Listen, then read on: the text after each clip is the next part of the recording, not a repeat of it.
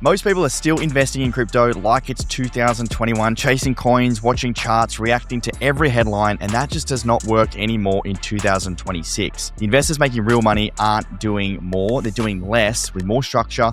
Bitcoin is protection, income layered on top, and patience is required to chop through the noise. And crypto is still so tiny, in comparison to gold, bonds, equities. The opportunity right now is big, but the playbook has changed. And today we're going to break down exactly how we're strategizing to make money in crypto in 2026.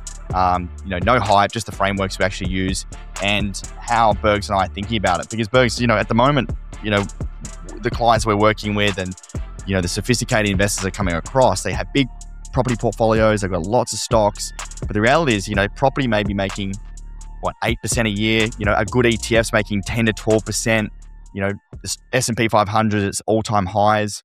And then you look at inflation and you overlay that performance against real true inflation that could be 10%, 15%, heck, 20% in different markets. Some assets not even outperforming inflation. And that's really where, investors are thinking more around Bitcoin as that core hedge against that. I think from a returns perspective, depending on where you look, iShares reports, between 2014 and 2024, 54% average annualized returns for Bitcoin. It's the single best asset, over the last 10 years. And a lot of people are using Bitcoin as that hedge. But if you've been in crypto for a number of years and you haven't updated your strategy, that's where a lot of people are getting caught out. They're still holding crappy altcoins. They haven't updated based on the current market. And yeah, really excited to sort of talk about 2026. But the market's changed a lot, right? That's right. And Bitcoin is the alpha asset. It's the Schelling point. It's where everyone will naturally make it. And when you do have money and you get to, a certain level, you don't need to make oodles and oodles more, right? But with Bitcoin, you actually can, and it's simpler.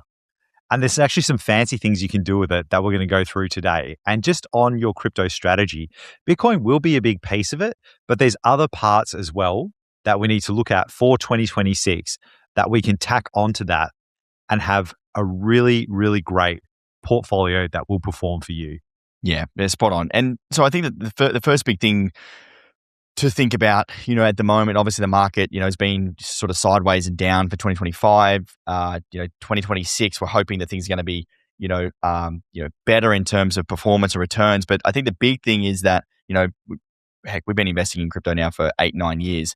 There are years where you have down years, in terms of my personal performance.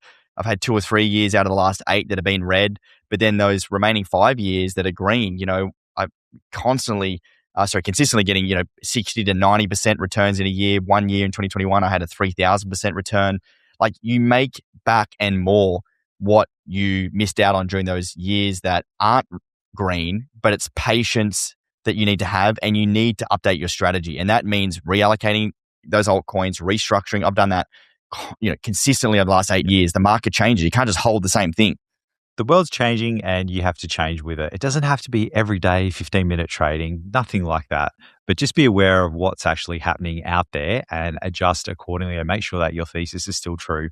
And for an analogy, people that invest in shares, the cycles happen slower, 7 to 10 year cycle. And within that, if you're in high growth, you'll have maybe 2 to 3 down years out of the 7 to 10. Yeah. With crypto, it looks something like this. Like you're saying, Ben, 1 year is plus 200%, next year minus 50, next year plus 30%, next year plus 5%, next year minus 15%. But overall, the returns are there and those cycles happen much faster. The thing that, is probably step number one in terms of, how we plan to make money in crypto this year. And I mean, we're already doing this with our portfolio kicking off back in November, is we've positioned, a large percentage of our portfolio in stable coins, and we're earning a yield on that. So generating income when the market's going sideways is a great way to offset the growth that may not be there in terms of the asset class. And, we've been able to protect the downside of our portfolio by selling down, our positions on some of those altcoins that have performed really poorly during that period. And we're using USDC stable coins to generate a yield. So essentially, there's a range of different pools you can use. Personally, I use Syrup, and they have a USDC pool on Syrup. You can literally go to syrup finance. They've got I think it's currently 6.1% you're getting on your USDC, which is far higher than most banks would give you. There's no lockup period. You can get it out at any point. And, you're getting that sort of consistent return, no matter what the market's doing. All right. There are higher income generating yields you can create, but anything higher than sort of 8%, you're really getting into some riskier territory. But it's really about just being able to offset, the rate of just having cash and just letting it idle and sit there. You're being able to kind of use it elsewhere. And just in that strategy itself, that money came from when you're invested in alts and the market has changed. And with us, our analysis, we had all of these things we were looking at. A lot of them were triggered. We said, right, this isn't going in the direction, it's not going up and to the right, essentially. These are the signals that have been triggered. Sell these things off. And people have, like a lot of people, like our staff have done, sold those off. Very hard thing to do. And then put that money in USDC and invest it, and you're getting a 6% return while you're waiting for market conditions to change and that opportunity to reappear where you can deploy your funds. And all of that is liquid. It's instant. There's no lockup periods. It's a beautiful thing. You can just move on a dime. It's the most liquid thing on the planet. And when you start to get those signals and you're sure there's a reversal, you put your money in and you have a high chance of success. Yeah, great call, Berg. So that's probably the next thing, how we strategize in 2026 is really about market timing. Far more important, in this current market conditions, especially when altcoins are not performing and, the majority of the market has been really, really poor. You want to be able to time your entries and exits to position yourself to not be so exposed to, huge volatility swings. So at a very basic level, one of the things you can track is the 50-week moving average. This has been a trend line that the bull market for the last 3 years has followed, and back in November it broke through that to the downside, and that's where we position our portfolio to more defensive and stable coins. We're waiting for that level to break above that level, which currently I think is about $101,000 Bitcoin, and that will give us a one indication that structurally the market is coming back to a more risk on sort of perspective, and that's where we'll start to deploy those stable coins. What a lot of people do is that they have sort of no real strategy to enter the market. They just have a bunch of cash and they just rip it and just throw it in. It can, in this market, actually do a lot worse for you than previous years because, one, Bitcoin is kind of been sideways for a little while now, and altcoins really are having a very difficult time breaking out to showcase, market demand, because there's so many altcoins now. Two, a lot of them don't have a lot of real world value, and three, there's a huge amount of inflation that happens with these altcoins that creates so much sell pressure, and there's really no one buying. So you got to be careful. No one's buying, and that's the thing here, where if there is a market reversal and things are trending down, I'm pretty sure that the majority of people have kept their Bitcoin because that's gone down maybe 20, 30%. You can stomach that. With altcoins, they get crushed. Some of them go to zero. You're looking at 60% drawdowns. No one's buying. You're on the sell side. So you need to offload those, get into USDC, do something with it, or just have it sitting there because it's difficult to off-ramp to fiat, then on-ramp back again. Yes. And that's the kind of strategy where you're still in the accumulation period with Bitcoin, but you're waiting for a reversal for altcoins.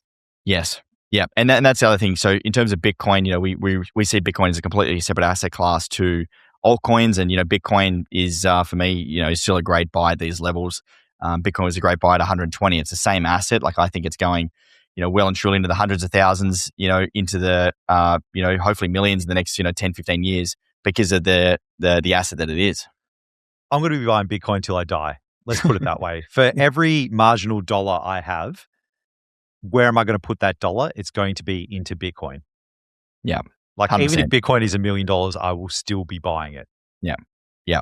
Yeah. Because it is the, most purest, hardest form of money there is. It's a purely limited supply asset.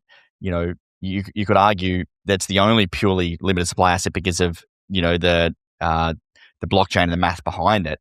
Yeah. And we're seeing these institutions come in at such a rapid level, whether it be BlackRock, Fidelity, Bank of America is now advising, up to 4% exposure to their clients. Like, that is happening behind the scenes. It's a huge amount of inflows that are coming. It's just, it's just a matter of time. Exactly. It's the hardest money. It's saleable and it's saleable over time. Exactly right. That is the opposite to altcoins. And that was what we just spoke about before.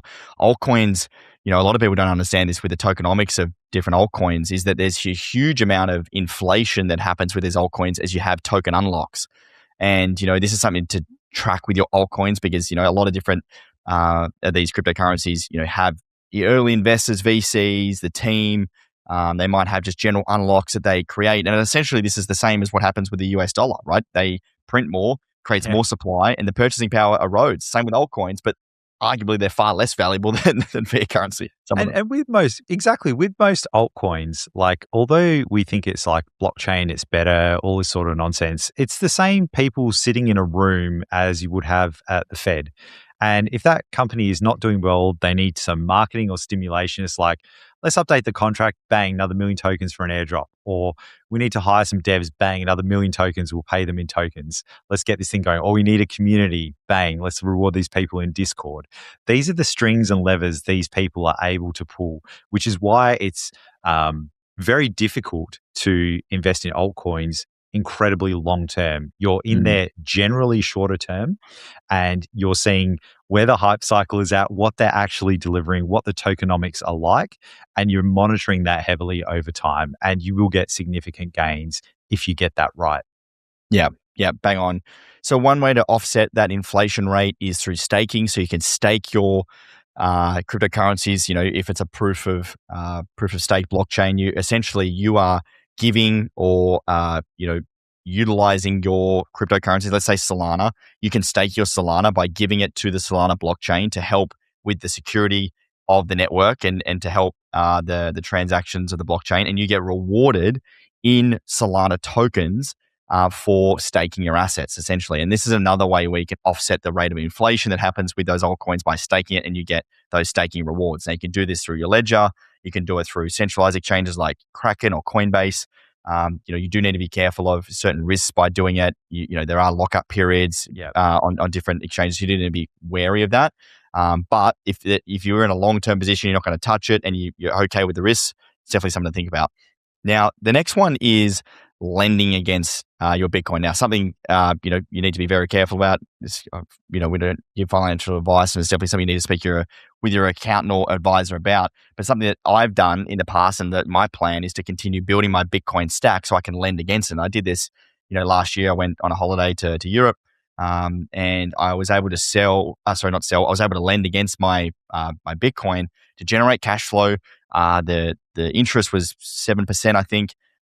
And you don't sell your Bitcoin. You keep it there, and you're able to still get the results of the compounding growth of Bitcoin. Now, as long as the growth of the asset is outpacing the debt that you have to pay back, well, then it's kind of it can be looked at as a win. You can also pay it down with your salary or however you want to do it. But it is a tax efficient way. It's how the wealthier make a lot of wealth with property and stocks. They can lend against it. That is now available for Bitcoin, and something that I'm looking to continue to do this year. Yeah, it can even be part of a buy, borrow, die strategy. And if you think about Bitcoin as property, things become simpler. So let's say you got an investment property, you get yield from that property in terms of rent. Bitcoin, you can chuck it in a contract, you will get yield. Same. You can borrow against your property as well.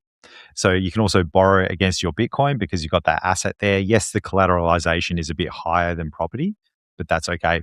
It's really starting to shape up as one of the primary assets on this planet, and they're just a couple of functions that Bitcoin has today. And I can't wait to see the functions that are going to be created on top of it in the next decade. It's going to be incredible. Yeah, it really is becoming a recognized asset that people want to have on their balance sheets, and we're seeing that across the board with these institutions that are moving huge amounts of their treasuries across. And that probably goes to the next part around how we're allocating the portfolio and the framework that we're utilizing, what to even have in your portfolio. I think it's important, again, back to that timing piece. You don't go too heavy on altcoins while we're in this period of a downwards trend, because altcoins can bleed out really, really hard. Majority of your portfolio should always have Bitcoin. You want to have those foundations. Personally, I'd have a decent chunk of stable coins and ready to deploy in the market when the time's right to generate that income. And then, right now we're seeing really strong fundamental projects break through. This is the things that we focus on at Collective Shift, and what gives us our edge, and the things that we continue to focus on is primarily investing in fundamentally strong projects. Hype is an example of that. It's a derivatives protocol, and it's got this really brilliant revenue buyback system where the revenue that it generates on the exchange, 80-90% of that revenue comes back and buys back the token. So you get this constant demand of people, sorry, not people, but the protocol buying back the token because of the revenue it's generating.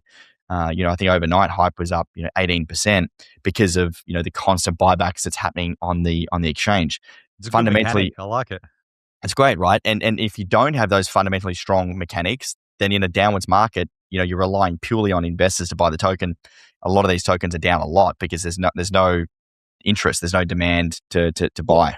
And imagine what you're asking. You're asking someone in a down market, and we've got to remember, it probably won't just be crypto that's down. It'll be, stock market might be down. There might be liquidity squeezes, interest rates might be high, business cycle might be down, unemployment might be high, all of these macro factors. And you're asking someone to come into the crypto world, okay, crazy big step, and then also buy something that's really far out on the risk curve in a very obscure way using all these contracts and all these technologies, and you think there's going to be a buyer there. Yeah. No. Probably not. You're asking a lot. Correct. And that's really the thing that, every investor needs to understand in crypto is that altcoins will continue to bleed if Bitcoin is in a downwards trend. Doesn't matter how good your altcoins are. Like if Bitcoin falls, altcoins will fall even harder. All right. So you need to be aware of that. And that's where that rebalancing really makes sense. And, where I did this back in November, I did this back in February of 2025. I sold a lot of my altcoins back then as well because the market was changing. In the 2022, 2023 sort of downwards bear market, I was holding predominantly just Bitcoin and ETH. So, you really need to have that rebalancing and adjusting based on what's happening in the market. And same on the flip side, when we move back into an uptrend, rebalancing and going harder into these, maybe altcoin positions or, whatever is the asset at the time is important because that's where you can outperform the market as well. Yeah. And we see this in business as well. When the business cycle starts to trend downward, the larger businesses or businesses with good cash flow or treasuries are generally okay. The smaller startups are the ones that get crushed and go away into oblivion, never to be resurrected again. And there's a similar thing with, Bitcoin L1s and then all the way out on the risk curve, like startups are, to those crazy altcoins that are difficult to buy. Yeah. And I think the thing that a lot of people forget if they've been in crypto for a little while is that, altcoins come and go, like you said, Bergs, but also like the interest and market dynamics change. It was ICOs back in 2017, then it was NFTs, and then it was gaming, then it was metaverse, then it was AI, and, it'll change. The narratives come and go. But, it's about the risk to reward. And, I think for us, yes, risk-seeking investors are going to try and go more aggressive and find some of these altcoins to front run a potential trend reversal. But if the trend continues to go down, you're going to bleed out a lot. You have to be very careful. This is the whole thing. Don't try and paddle against the current. Just go with the current. Don't fight the market. Understand what it's doing and just go with the market. Sail with it. Yep. You can choose the direction that you're going, but you definitely cannot paddle upstream. You run out of puff, you'll lose all your money, and then whoosh, you're going down. Yeah. And that's where, at the moment, the biggest, barrier and biggest resistance we have, again, in terms of us, looking to grow our portfolios this year is that $100,000 psychological level. There's a big, heavy resistance level there. A lot of swing traders, a lot of long-term investors have kind of been waiting for these levels to sell, which have been in the market for a long time. We saw that last year in 2025. A lot of people have been selling that got into Bitcoin early. That's something people don't talk about. Everyone's like, why are people selling their Bitcoin? You never sell your Bitcoin. Well, if you got Bitcoin at $1.50 and you're mining it on your laptop and now it's worth $100,000, you're going to sell that. You're going to buy a house. You're going to do whatever you want to do with it in the real world. There's no point in keeping this crazy internet money and going from 1 million, 5 million, 10 million, a billion, however much you have when you were really, really early to Bitcoin. This is, well, geez, what is it? A 200,000x if you're going from 50 cents to $100,000. These people have a lot of Bitcoin, more than you or I or anyone listening to this podcast will ever have. We can't accumulate that much anymore because they were so early. Of course they are going to sell. Yes. And that's something that we, constantly look at with our on-chain analysis is looking at, those whales and who's moving. That's what we saw last year. A lot of those people are selling, but now it's been moving. Yep, correct. And now it's being bought by new buyers that are buying at $90,000, $100,000. They're not going to be selling until, a lot higher than that. So we're getting new buyers and we're increasing that base foundational level, which is really important. One thing you touched on there, Bergs, in just terms of, how early they got in, it was funny. Yesterday, at the time of recording, gold and silver had one of the largest retracements in history. It erased $1.7 trillion in 90 minutes, one of the largest reversals in history. Basically, it lost the entire market cap of Bitcoin in 90 minutes, like wiped out. That's how early we are, and that's the size difference. Mate, you see like the people lining up around the block to buy like silver and gold because it's just had this huge run up that they've waited, 19 years to have. Yeah. And it's so crazy. And then it's just all poof, see you later. Yep. Yeah. Wild. Absolutely wild. And that's probably, leads me to the last part about this year is, discipline is really important. There's a lot of information everywhere. You guys aren't struggling to listening to this with more, you don't need more information. You need clarity. And there's a lot of false content that will get you excited or get you upset or depressed or whatever it is. And I think it's about breaking through that and not listening to the craziness and chaos online and finding trusted sources of information to not make poor decisions and not make emotional decisions. And that's the part where people go wrong. That's the whole thing with this. There's no magic bullet. It's about getting to mastery with investing. And that is understanding yourself, your goals, coming to someone like us that understands the market, can say, hey, with your goals and what you want to do, look at these things, work on that over time, and you will become a successful investor. There's no just invest in this thing or become a trader in 15 minutes or sell all your Bitcoin now because it's all going to zero. All of that is absolute nonsense. Yeah, it's nonsense. And patience always wins in crypto. And, it's the reason why, you can make so much money is because it is hard. And when you go through these periods, of like, concern and worry and, think that crypto's all over, this has happened every single year forever in crypto. It's patience and consistency over time. It's the same when you go to the gym. Be consistent, do it over a long period of time. With your job, be valuable, do it over a long period of time.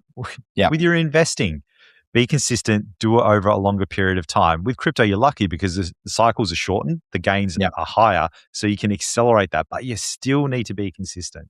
Yeah. And one of the best stories, that I've heard of one of our members and, since we've been doing this was literally a couple of weeks ago, Martin. He posted this in our Platinum chat. He said, hey, Ben, a personal thank you to you and the Collective Shift team. We both retired this week. Our 11th grandchild was born this morning. Today, we completely paid off our home mortgage, hundreds of thousands of dollars. We basically followed your personal portfolio structure. We still own multiple Bitcoin, Ethereum, Hype. Keen to continue the journey with you and your team. We were totally broke 5 years ago. We are very thankful, Martin and Julie. Mate, that is just incredible. That is such a beautiful thing to hear, man. Yeah, it's awesome, and that's the patience, that's the dedication, and these opportunities, are not done. These are things that now when markets are down, sideways, and boring, like that's really where you make that capital by being able to take advantage when others aren't. And it's just so beautiful when someone executes. They listen, they execute, and they change their lives. Like that is what this is all about. Yeah, 100%. So again, a lot of noise, a lot of information out there. If you want to get that sort of breakthrough and cut through and work with us one-on-one and our team and, be able to have a personalized, action plan and be able to have data and, content and insights before everyone else and really being able to action that and join. I think we've got close to 380 platinum clients now from around the world, which is absolutely epic. We've got a video in the description of the podcast or YouTube video. You can check that out and see how we operate, jump on a call with one of our team and, see if it makes sense. But I'd definitely check that out if you're wanting to take the next step in your journey. But yeah, good little episode, Berg. So really to recap, making money in crypto now isn't about being first or being clever and having a crazy complex strategy. It's really about being patient and structured during this period and use that Bitcoin as a base, use yield, generate that income where it makes sense, and time and patience does the heavy lifting. The market comparison is still very small and the runway, we've got a long way to go. So exactly. Just your comparison to gold, you do have time and set it up properly and it's going to be an amazing 2026. 100%. Stay disciplined, folks, stay positioned, and that is how wealth is going to be built in 2026. Thank you, as always, for listening. If you like the episode, love for you to share it around with a friend or family member and check out our other episodes if you haven't already, and we'll see you on the next one. Thanks, champions.